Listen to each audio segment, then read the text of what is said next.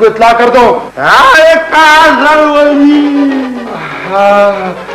शावरी, तबीयत माशाल्लाह बहाल हो गई है दाजी की, पहचान गए हैं मुझे।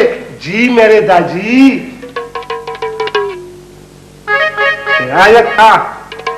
इस बकरी के मुंह से घास का छोड़ा तो निकाल दो नवे। लो जी सुनो, अब मैं दाजी को बकरी दिखाई देने लगा हूँ। लाला, दाजी तुम्हारी मूंछों को घास कहते हैं। खाने, दादी के सर में मालिश कर दो सरसों के तेल की। मालिशों से कुछ नहीं होगा, मैं डॉक्टर को बुलाता हूँ। और लड़की कहाँ है? अरे मैं तो तुम्हारे करीब ही खड़ी हूँ। कैसा जमाना आ गया, लड़के और लड़की में कोई फर्क बाकी नहीं रहा। बेटे इधर आ जाएं, दादी और पता नहीं क्या क्या बैठे। हाँ, मैं उस अस्पताल वाली लड़की का पूछ रहा हूँ। जल्दी करो शबीरा, वकील साहब जल्दी में है, वो पेशी भुगतानी जल्दी करो। ओहो काका जी, आपकी तो सारी जिंदगी पेशियां भुगताने में गुजर जाएगी। ओहो शबीरा, तुम बहस करने लगे हो मुझे साथ। जल्दी यहाँ पर मुकदमेबाजी मत करो, ये लो अपनी कापी। कितने पैसे पड़े तुम्हारे? 10 रुपए। क्यों? एक कापी कितने में तुम्हारे? 1 रुपए की। वाह वाह, ये फोटोस्टेट मशीन है या नोट छापने का कारखाना? क्या मतलब है तुम्हारा? भैया ये तुम्हारा निर्णय तो तमाम जगहों से निराला है। हमारी यूनियन है, यूनियन हमने हुकूमत से रेट मंजूर कराई हुई है। अजीब बात है। हाँ, कोई भी नाजायज कारोबार करो, बोलो हमारा यूनियन है। क्या मतलब है तुम्हारा? ये 50 पैसे का कागज है, ये लो 5 रुपए। ये कर्ज नहीं जाएगा, पूरे पैसे दो। ये पूरे पैसे हैं। पूरे पैसे दो। क्या कह रहे हो? मुझे किताबें दी थी। भाई जरूरी क्या बात है? क्या नाम है तुम्हारा? गंदल खान। हाँ, तुमसे मैंने नहीं पूछा, बताओ क्या नाम है तुम्हारा? अरे भाई साहब, मेरा जुर्म क्या है? आपने जो बहुत सारी किताबें बांध कर दी थी ना मुझे, वो मेरे दादी के सर पर गिर पड़ी हैं। अरे भाई साहब, मैंने किताबें बेची हैं, आपके अब्बा जान पर बम नहीं फेंका। क्यों खाने अली? खैर ये तो मैं कुछ भी नहीं कह सकता, इसका फैसला तो थाने चल का होगा। क्या नाम है तुम्हारा? मेरा नाम गंदल खान है। सुनो, तुमने पक्के कागज पर लिख लो। ओहो, ये हम फरियाद थाने में जाकर सुनेंगे। क्या नाम है तुम्हारा? ले चलो इन्हें। जल्दी करो। अरे भाई साहब, अरे भाई साहब मजबूरी है। आप यूं करें कि अस्पताल यास्मीन बेटी को टेलीफोन करके इत्तला दे दें। हाँ। यास्मीन? कौन यास्मीन? अरे भाई साहब, यास्मीन मेरी बेटी है और अस्पताल में नर्स है। यास्मीन आपकी बेटी है? सिस्टर यास्मीन ने मेरे दादी की अस्पताल में बहुत खिदमत की है। मेरे दादी अभी उसे बहुत याद करते हैं। अरे टेलीफोन पर यास्मीन को ये भी बता देना कि जाकर इनके अब्बा जान की खैरियत दरियाफ्त कर ले। ओहो, अब जल्दी नहीं करो, पुराने रिश्ते याद आ गए। अरे ये तो अपने आदमी निकल आए। अच्छा, अब अपने आदमी निकला है। वो पता ही नहीं था ना मुझे, इसलिए ना। चलो चलो, बाकी बातें थाने में होगी। चलो थाने में। बात सुने, आराम से जी, आदमी अपना है।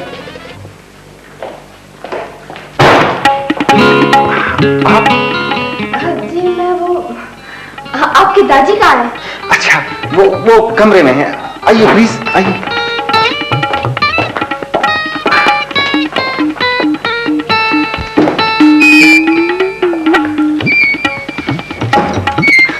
दादी, इनसे मिले। ये कौन आया है?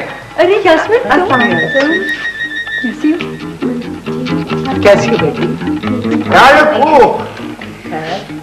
ये लड़की कौन है वे? ये अस्पताल वाली लड़की है वे? हमारा घर अस्पताल बन गया या अस्पताल खुद चलकर हमारे घर में घुस आया है? कुछ तो बोलो ना रिकबत।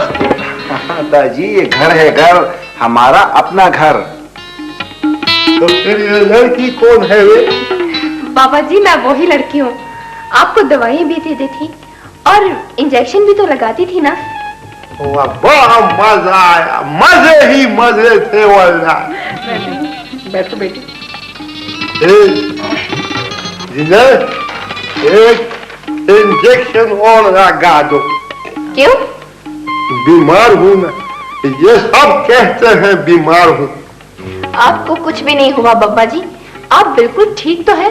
अरे बेटी, तुम्हारे मुंह में घी शक्कर। शावली, बात सुनिए, वो दलपुरी साहब आए हैं, और तुम्हें बुला रहे हैं। ओहो,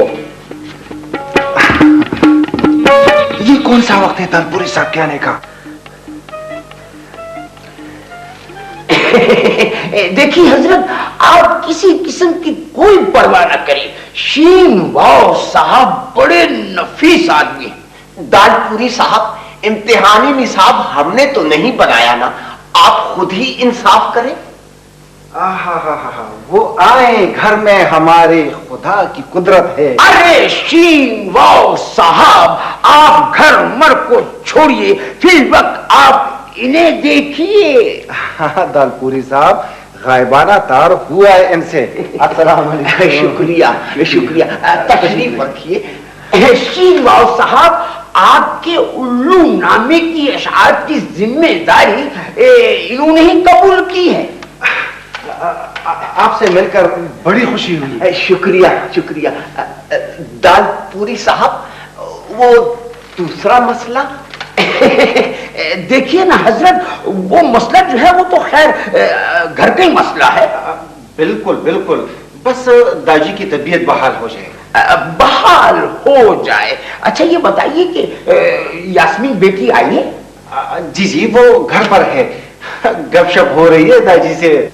क्या बात है जी, क्या बात है, वाह वाह वाह, माशाल्लाह माशाल्लाह। दाजी तो निकल आए कमरे से? हाँ, निकल आया हूँ। जरा मुझे अभी तक पता नहीं लगा, मुझे क्या हुआ था वे?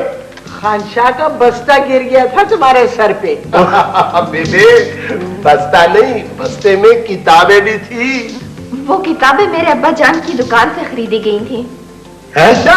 तुम्हारे अब्बा जान किताबों का कारोबार करते हैं? बल्कि किताबें छापने का काम भी। वो उल्लूनामा। यार अभी नहीं यार। अच्छा अच्छा। क्या अच्छा अच्छा वे? दाजी वो सब अच्छा, सब अच्छा। सब अच्छा नहीं, इस जुर्म में मेरे अब्बा जान का चालान हो गया है। खैर वो तो होना था ना जी। वन एक वक्त तुम्हारे अब्बा जान ने तो अपने ख्याल में मुझे मार डाला था ना। जी नहीं दाजी, आप उसे एक इत्तेफाकी हादसा समझे। अब तो रोगा करना पड़ेगा वे। रोगा? वो दाजी का मतलब है सुलह। हाँ हाँ, शायद तुम्हारी क्या मर्जी है? जैसी तुम्हारी मर्जी। सुलह तब होगी जब तुम्हारे अब्बा जान जगह लेकर आ जाए, समझ गई ना? कह दूंगी अब्बा से। हिकमत शाह, तुम्हें ये जगह कबूल है? हर आंखों पर, मगर तुम लोगों को ये तो पता है ना क्या? कि अल्लाह ताला ने मुझे दोबारा जिंदगी दी है। मानते हैं? बिल्कुल बिल्कुल, ये तो हम सब मानते हैं। और सरकार को भी ये मानना चाहिए कि किताबें बढ़ाने से इल्म में कोई इजाफा नहीं होता। हजरत, तो फिर कोई ठोस तजावीज दीजिए सरकार को। मैं तो सिर्फ यही कह सकता हूँ कि इतना बड़ा बस्ता मुझ जैसे आदमी का दिमाग खराब कर सकता है, तो फिर बच्चों का क्या कसूर है? बताओ, उनका क्या हाल होगा? अरे भाई साहब, तो इसमें मेरा क्या कसूर है? कसूर है ना तुम्हारा, रोजा नई नई कीमतें लिखते रहते हो किताबों पर। मेरे ख्याल में अब दुआ कर लेनी चाहिए। ना यारा, अभी कैसे दुआ हो सकती है नेकबख्ता? लाला, वो उल्लूनामे वाली बात। चुप रहो यारा। चुप करो नेकबख्ता।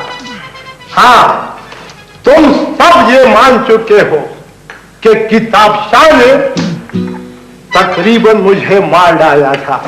तो फिर इस किस्म के मामलों में हमारी रिवायत के मुताबिक रिश्ते तय करके सुलह की जाती है। हिकमत शाह, क्या कह रहे हो? कहता हूं सच कि झूठ की आदत नहीं मुझे। ये मेरा बेटा है शाहवली, और इस किताब शाह की एक बेटी है जो कि हमारी भी बेटी है। बहुत खिदमत की है उसने अस्पताल में हमारी।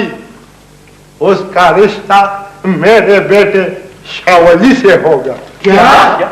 हाँ हाँ, ये बातें पहले तय हो चुकी है, मगर मैं सिर्फ जज के सामने ये फैसला कराना चाहता था, बस। बोलो ना लेख की तबशा। जी मुझे बिल्कुल मंजूर है। मुबारक। तो फिर आओ ना, गले मिलो ना, वक्त